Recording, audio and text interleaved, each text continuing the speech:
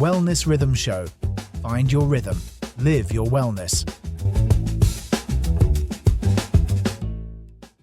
Y'all, let me tell you about the moment I became obsessed with a number on my wrist. I was convinced I was crushing my fitness goals, woke up early, hit my workouts, checked every box. And then my health tracker flagged something called my HRV, and it was not great.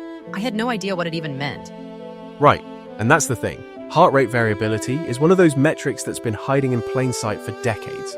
Cardiologists and elite sports scientists have been using it since the 1960s. The rest of us are only just catching up. So today we are breaking down what HRV actually is, why it matters way beyond just fitness, and how you can genuinely use it to guide your recovery, whether you wear a fancy tracker or not. And I'll say up front, when I first looked into this, I was skeptical. Another wellness metric to obsess over, but the science here is legitimately compelling. Let's get into it. Okay, so David, let's start at the beginning, because I think a lot of people hear heart rate variability and assume it means your heart is being inconsistent in a bad way. That was my first thought. Completely understandable, but it's actually the opposite. HRV measures the variation in time between consecutive heartbeats. And a higher variability generally means your nervous system is adaptable and resilient. A very rigid, metronome-like heartbeat is actually the less healthy pattern. That is so counterintuitive. Like, we're taught that steady is good. Steady sleep, steady routine, steady heartbeat. Right. Here's what I've learned. Your heart rate is constantly being nudged by two branches of your autonomic nervous system. The sympathetic branch, which is your fight or flight mode, and the parasympathetic branch, your rest and recover mode. HRV reflects how well those two are communicating. So when my HRV is low, it basically means my body is stuck in go-go-go mode? Precisely. Dr. Andrew Huberman at Stanford has talked about this extensively. Low HRV often signals high physiological stress, whether that's from hard training, poor sleep, illness, or even emotional strain. Your body hasn't had a chance to shift into recovery mode. Here's the thing, though. When I first saw my low score, I thought, okay, I just need to push harder, sleep more, drink more water, fix it fast, and that is absolutely the wrong instinct. Brilliant point, Emma, and that instinct is exactly where people go off the rails. HRV isn't a problem to solve overnight. It's a signal to listen to. Research published in the International Journal of Sports Physiology and Performance has shown that athletes who trained based on daily HRV feedback had better performance outcomes than those following fixed training plans. So it's literally about working with your body instead of just executing a plan, regardless of how you feel. Exactly. And this matters enormously for our audience because the pressures on people in the sandwich generation, managing careers, aging parents, kids, are physiologically real stresses, not just inconveniences. Oh, I feel that in my bones. Okay, so let's talk about the actual science for a second. How is HRV measured? Because I know my Oura ring gives me a number, but I don't fully understand what it represents.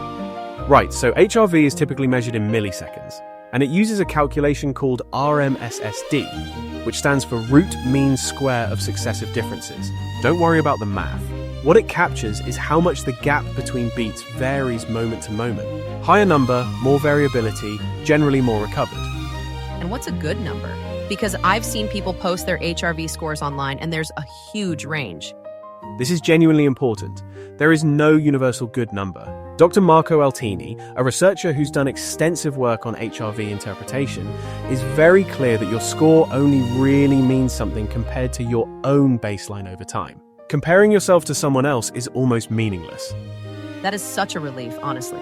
I was comparing my score to my husband's and feeling like a disaster. Which brings us to a practical point. The real value is tracking trends.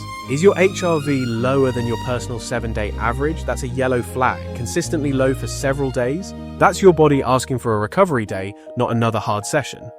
So let's dig into the specific benefits here, because this isn't just a fitness tool, right? This is relevant to people who aren't athletes at all. Absolutely. Research from the HeartMath Institute has explored HRV as a marker of overall cardiovascular health, stress resilience, and even cognitive function. For pre-retirees and folks in their 50s and 60s, HRV can be a really meaningful window into how lifestyle choices are landing on the body. Y'all, I want to pause here and say, if you are finding this useful, please hit that like button and subscribe to the Wellness Rhythm Show. We do this every week, and it genuinely helps us reach more people who need this kind of practical, no-fluff wellness information. And now let's get to the bit I suspect some listeners are quietly skeptical about.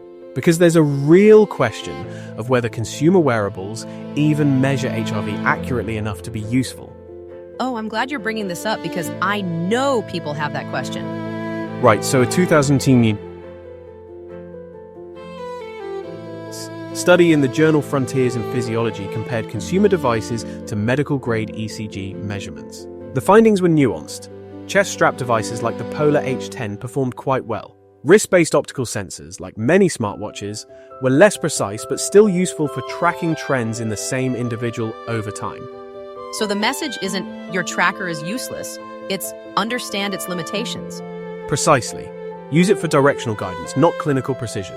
And honestly, you don't even need a device to start paying attention to recovery signals. Subjective measures like how rested you feel, your motivation levels, how your body feels during a warm-up, these correlate with HRV data surprisingly well.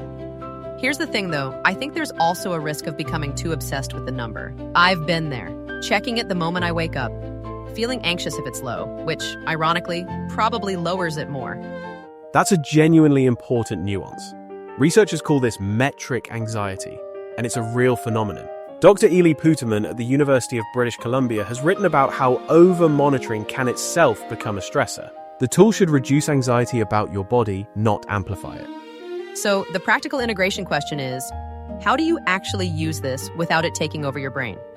Right, here's what I've learned from both the research and honestly my own experience. Check your HRV once in the morning, ideally before getting out of bed when readings are most stable. Note whether it's above, at, or below your baseline. Then make one decision. Should today be a high-effort day, a moderate day, or a genuine recovery day? I love that it reduces to one decision, because that's actually manageable for a real human life, not a 15-step optimization protocol. And recovery doesn't mean doing nothing. Light walking, gentle stretching, or breathwork can actively improve HRV. Research from the University of California, San Francisco has shown that slow diaphragmatic breathing at around 5 to 6 breaths per minute can measurably boost HRV within minutes. Wait, breathing? Like just intentional slow breathing can actually move the needle? It can because it directly engages the vagus nerve, which drives the parasympathetic response. Techniques like box breathing or resonance frequency breathing, which the HeartMath Institute also researches extensively, are genuinely evidence-supported, not just wellness folklore. Okay, I have to say, that is the point where I went from this is interesting to this is actually useful. Because breathing costs nothing and takes 5 minutes. And for anyone dealing with disrupted sleep, high work stress, or going through a demanding life phase, that's not a trivial thing to know. Okay, let's land this plane. If you take one thing from today's episode, here's what I'd say. Track your trend, not your number. Your HRV baseline is personal to you. When it dips, that's a cue to shift, not to push. And when it's high, great, go get it. Your body is literally giving you a green light. And if I can add a practical footnote, you don't need expensive equipment to start. A Polar H10 chest strap and a free app like Elite HRV gives you reliable data for under £50. Or just start with 5 minutes of slow, diaphragmatic breathing each morning and notice how you feel. Low-tech, genuinely evidence-based, no hype required. Y'all, this one genuinely changed how I train and how I think about rest. I hope it lands for you the same way. Like and subscribe if it did. Share it with someone who's been grinding too hard and wondering why they feel terrible. Optimistically speaking, your nervous system is far more intelligent than any algorithm. You just have to learn to read it. Good luck out there. The show is part of the VoxCrea.ai system. If you want a show like this for your organization without building it yourself, go to voxcreel.ai and request a sample episode.